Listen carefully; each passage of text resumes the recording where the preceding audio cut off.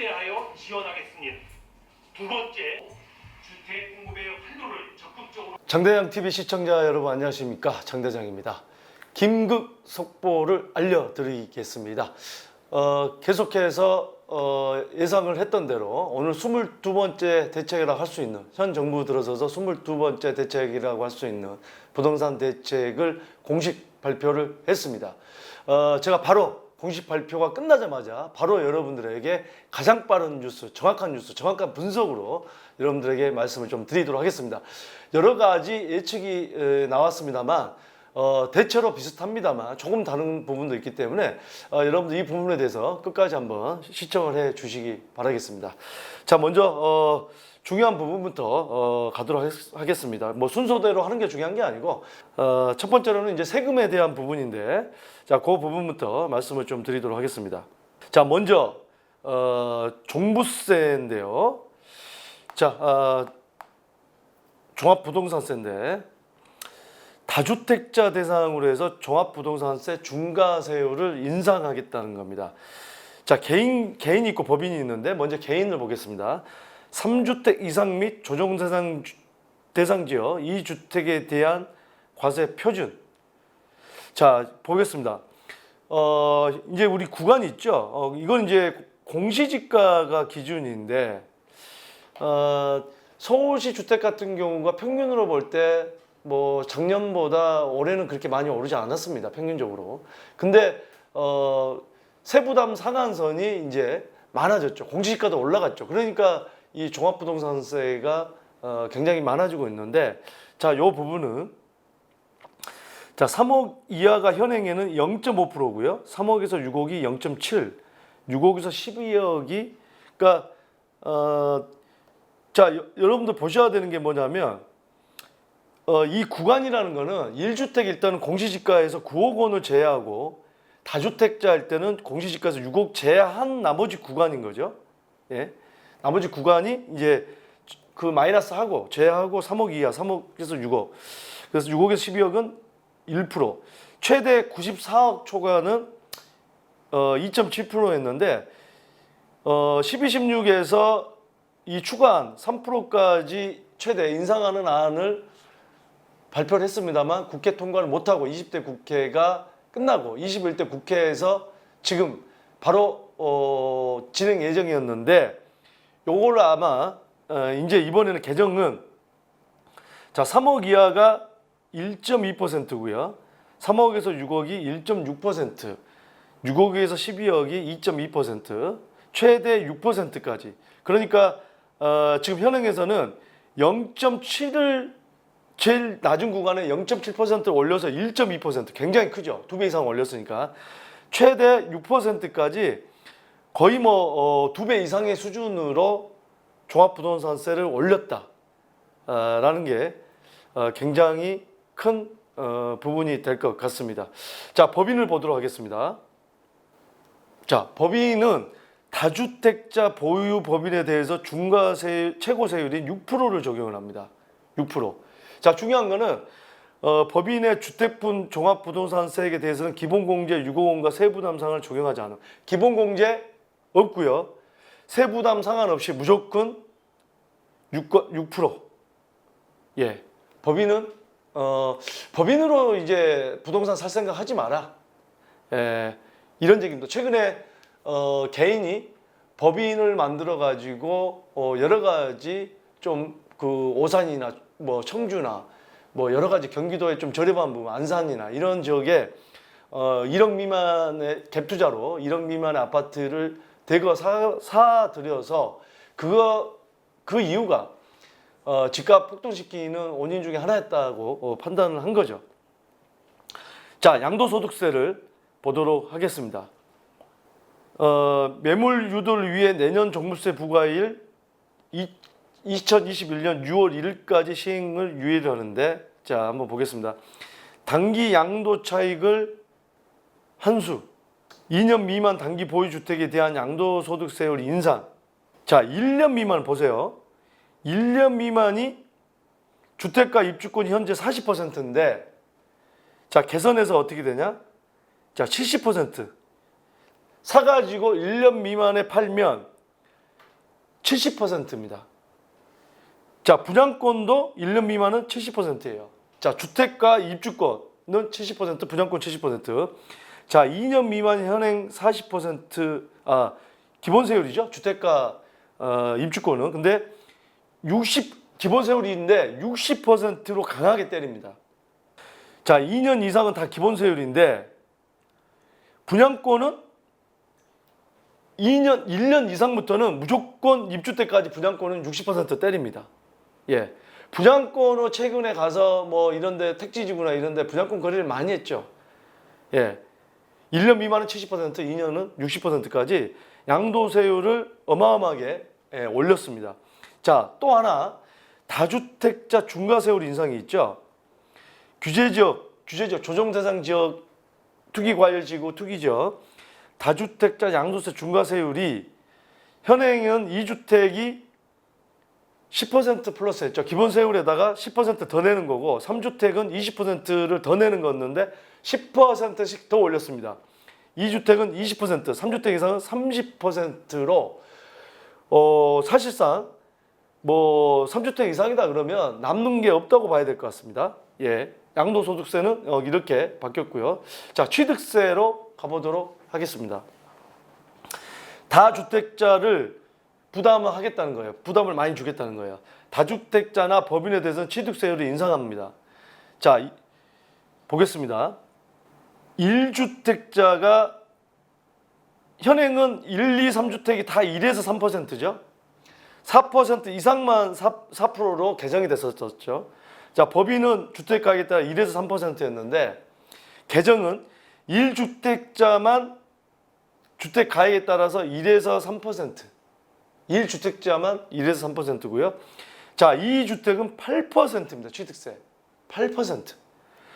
3주택과 4주택 이상 개인입니다. 개인은 3주택부터는 이제 12%입니다. 야, 3주택자 12%. 법인은 12%. 법인은요, 취득세도 세고요. 보유세도 세고 모든 게 셉니다. 법인으로 뭘 살 생각 하지 마라. 법인으로 살려면은 정말 필요해서 니들이 정말 거기에 들어가서 뭘 할 생각 아니면 사지 마라. 뭐 이런 의도고요. 개인도 2주택부터 취득세가 8%다. 야, 이거 굉장히 강합니다. 강해요. 주택 가액이 지금 필요가 없잖아요. 작은 걸 사더라도 8%면 내가 집 한 채 있는데 집을 하나 더 샀는데 1억짜리 뭐 샀다. 그럼 얼마죠? 800만 원입니다. 취득세만 800만 원. 와우. 자, 법인 전환 시 취득세 감면 제한. 개인에서 법인으로 전환하죠. 개인에서 법인으로 전환한다는 게 소유권 이전을 법인으로 하는 건데 세부담 회피를 방지하기 위해 부동산 매매 임대업 법인은 현물 출자를 따른 취득세 감면 혜택을 원래 줬는데 개인에서 법인으로 할 때 부동산 매매나 임대업 법인은 현물 출자에 따른 취득세 감면을 75%까지 해줬는데 이거를 없애겠다. 취득세 감면 안 하겠다. 법인 그러면 12%. 감면은커녕 12%로 갑니다. 앞으로. 이거 세네요. 자, 보유세도 굉장히 세고 취득세도 굉장히 세고 양도세도 굉장히 셉니다. 자, 재산세로 가보도록 하겠습니다. 재산세. 다주택자 보유세 인상. 부동산 신탁 시 종부세, 재산세 등 보유세 납세자를 수탁자에서 온소유자로 변경. 야, 이게 무슨 얘기냐? 신탁자. 우리가 법인 이 종합부동산세나 여러 가지 개인으로 하면은 지금 개인들에 대한 다주택자에 대한 세금이 많으니까 신탁사로 맡겨놨거든요. 신탁사에 일정 부분 수수료만 주면 됐었어요. 근데 이거를 못하게 합니다. 자, 그래서 이 온소유자로 변경을 하라는 겁니다. 신탁 맡겨놓은 거를 가져와라. 자, 그러면 어떻게 됩니까? 다주택자가 엄청나게 지금 바뀐 세금을 모두 부과를 해야 돼요. 그래서 이런 사람들한테 다주택자 분들한테 보유세나 뭐 여러 가지 못 견디면 팔아라. 이런 시그널인 것 같습니다. 글쎄요. 그거는 뭐 팔지 안 팔지는 한번 봐야 될 것 같아요. 자, 그 다음에는 등록 임대사업자, 임대사업자도 말이 많았습니다. 뭐 소급 적용을 하겠다 하니까 뭐 임대사업자 협회에서 소송을 걸겠다고 했는데, 자 어떻게 나오는지 보겠습니다. 임대 등록제도 개편, 단기 임대 4년짜리가 있죠. 아파트 장기 임대 8년짜리 폐지. 자, 4년짜리 폐지고요. 장기 임대에서는 아파트만 등록하는 걸 폐지하겠다. 자, 아파트가 지금 계속 타겟이 되고 있어요. 아파트에 대한 지금 얼마 전에도 발표한 게 3억 초과 투기과열지구에서 3억 초과 아파트를 살 때 전세대출 해소하는 거였는데, 그 이유가 아파트에 갭 투자를 많이 하더라. 아파트가 또 타겟이 돼서 장기 일반 임대주택은 단기는 무조건 뭐 다 폐지고 장기는 아파트만 폐지. 단기 임대 신규 등록 및 장기 임대로의 유형 전환 불가. 그 외에 장기 임대 유형은 유지하되 그 외에는 뭐 다세대가 됐든 다른 거는 유지합니다. 8년짜리가 의무 기간을 8년에서 10년으로 무조건 의무. 공적 의무 강화. 무조건 8년짜리도 이제 10년. 8년 할 수 있고 8년 하면 우리가 장기보유 특별공제가 50%까지 됐었고 10년 하면 70%였는데 이제는 무조건 8년이 없다. 10년. 무조건 10년 하고 단기 없애고 아파트는 안 돼. 거의 뭐 다세대 연립주택 이런 것만 10년짜리만 가능하다. 자, 폐지 유형 관리. 폐지되는 단기 및 아파트 장기 일반 매입 임대로 등록한 기존 주택은 임대 의무 기간 경과 즉시 자동 등록 말소.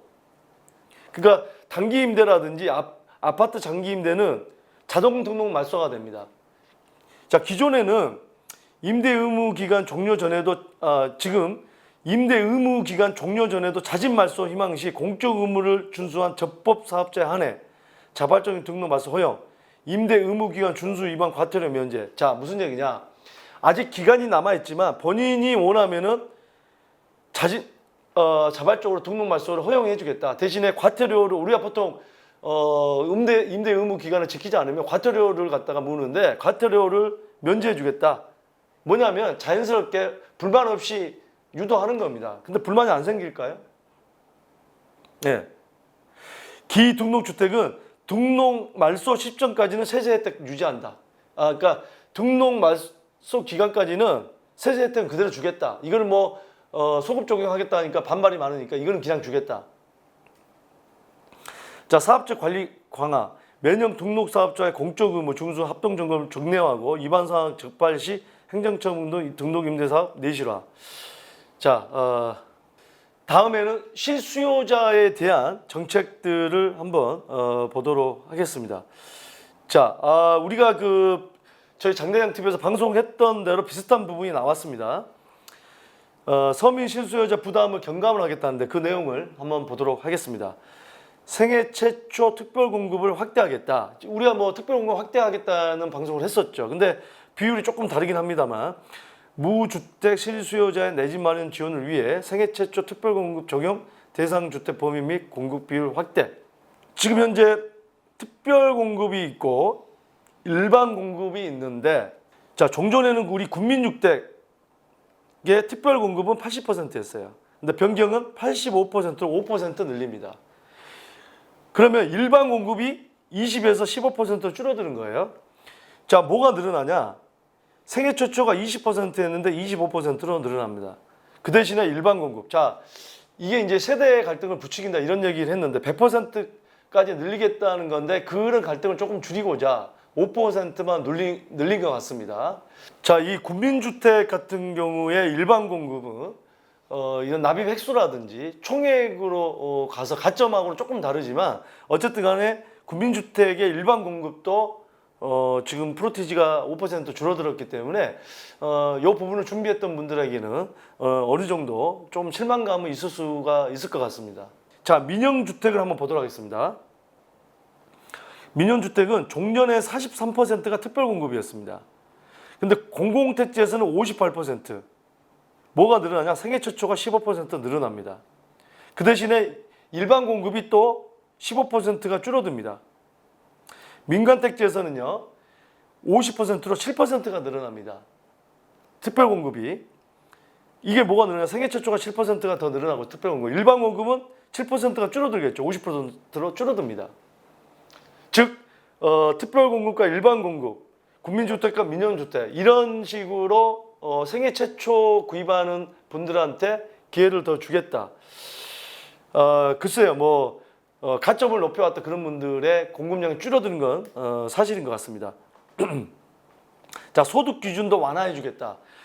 국민주택은 도시근로자 월평균 소득 100%로 유지하되 민영주택, 국민주택은 그대로 소득 기준은 그대로 가고요. 민영주택은 도시근로자 월평균 소득을 130%까지 확대를 하는 거죠. 자, 2019년도 도시근로자 월평균 소득 130%가 2인 가구 기준으로 569만 원이었고 3인 가구가 731만 원, 4인 가구가 809만 원이었죠. 자, 이게 이제 소득 기준을 완화해 주겠다는 거고. 자, 다음은 신혼부부 특별공급 소득 기준입니다. 제가 얘기를 했죠. 이런 생애 최초라든지 뭐 신혼부부라든지 소득 기준이 너무 작다. 본인이 열심히 정말 일해가지고 연봉을 많이 받는 분들한테 기회가 없다. 이거는 조금 불공평한 것 같다. 그런 얘기를 했었는데 이제 그게 되는 거죠. 생애 최초로 주택을 구입하는 신혼부부의 소득 기준을 완화하겠다. 공공분양 소득 요건은 자 보겠습니다.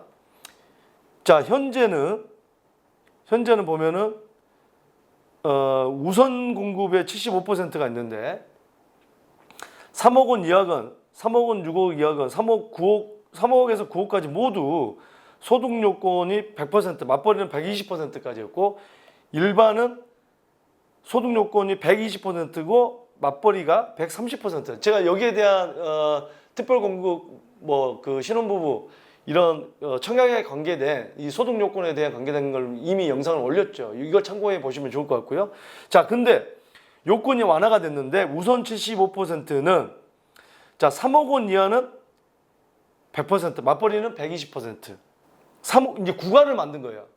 자, 3억 원 이하 주택 3억에서 6억, 6억, 9억 이제 새로 생긴 게 구간을 만든 거죠.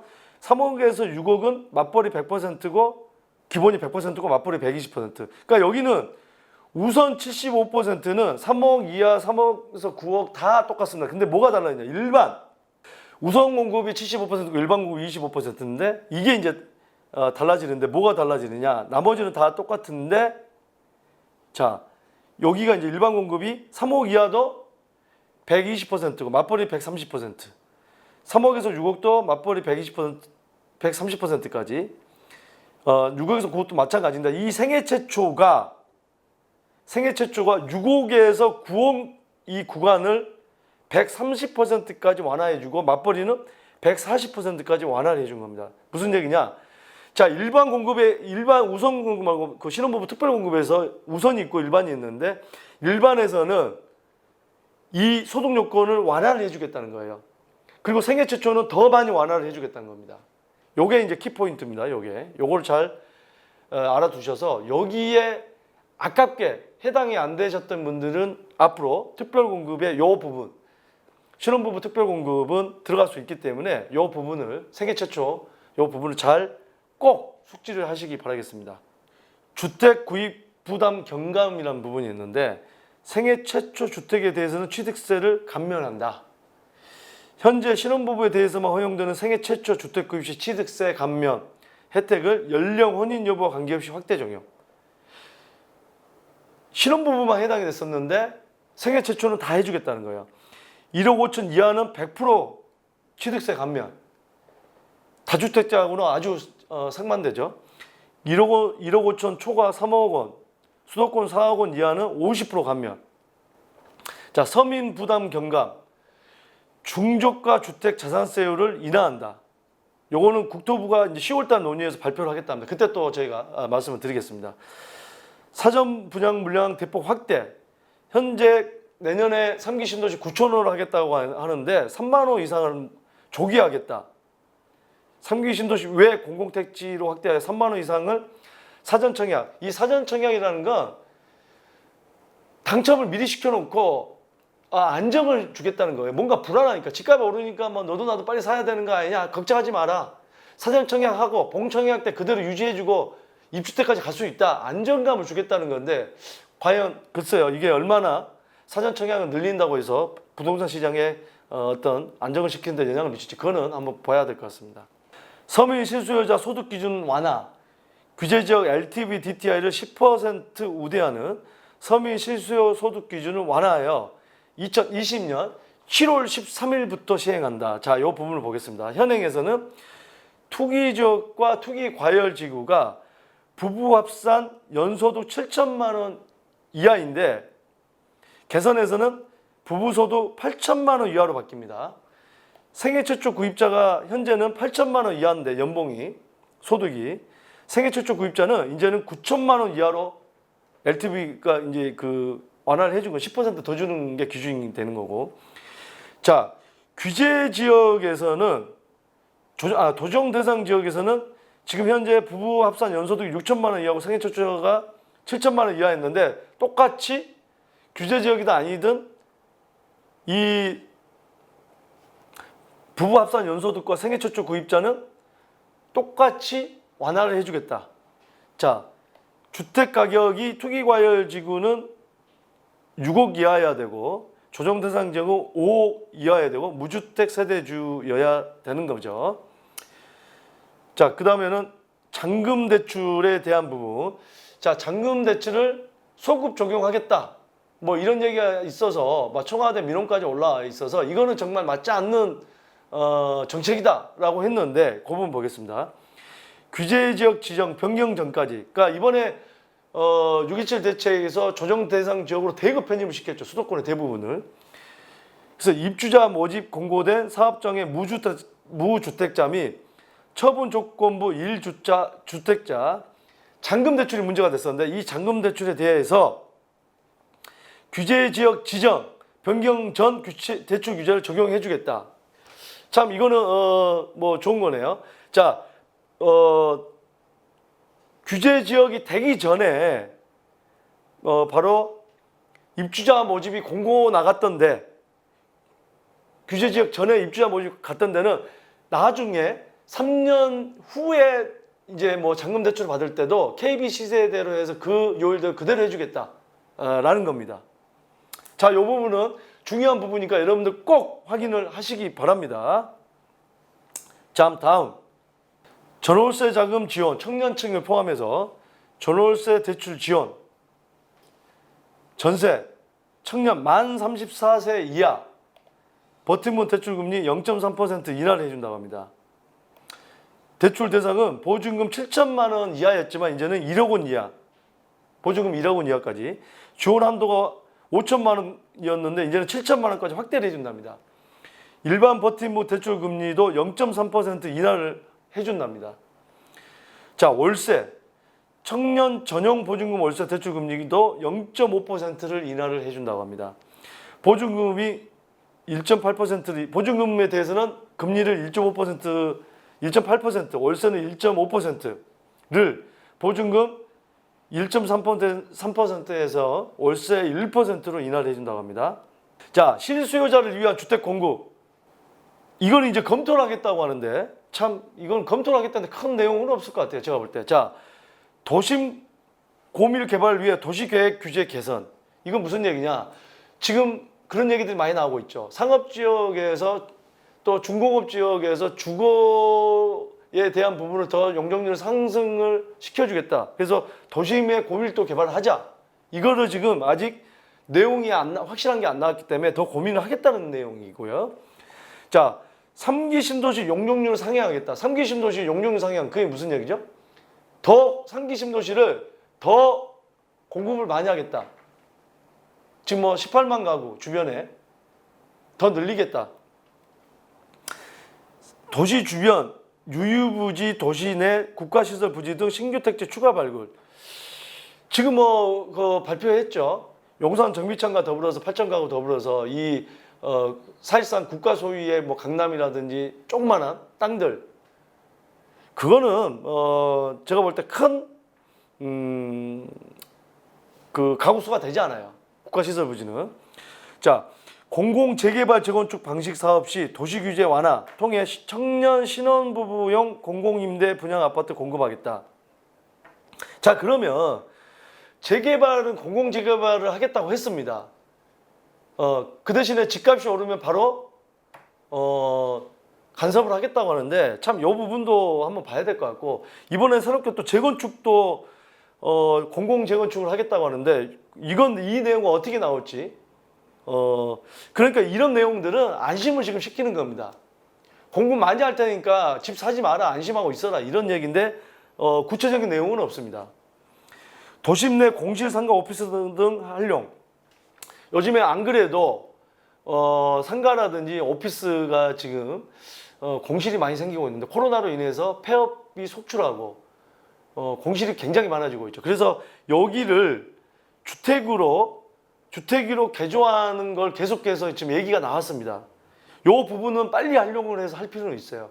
도심 공급에 주택으로 공급할 수 있는 부분은 빨리 나올 필요가 있습니다. 그래서 사실상 저는 그렇게 생각합니다. 이 서울공이나 이런 데는 이 지금 상업지역은 상가를 지어야 되는 의무, 비율을 대폭 축소를 할 필요가 있지 않나. 그런 공실이 어차피 생기는데 왜 그걸 꼭 의무적으로 공급을 하게 만드냐. 그것도 저는 문제라고 생각합니다. 자, 오늘 이렇게 굉장히 지금 장시간에 걸쳐서 지금 나오자마자 바로 여러분들한테 빠르게 또 분석을 정확하게 해서 해드렸습니다. 또 추가로 나오는 내용들에 대해서 이 부분별로 해서 분석을 해서 향후에 어떤 영향을 미칠 건지 또 여러분들에게 자료를 업로드 시켜드리도록 하겠습니다. 여러분들의 생각들을 댓글이나 여러 가지 루트로 연락을 주시기 바라겠습니다. 감사합니다.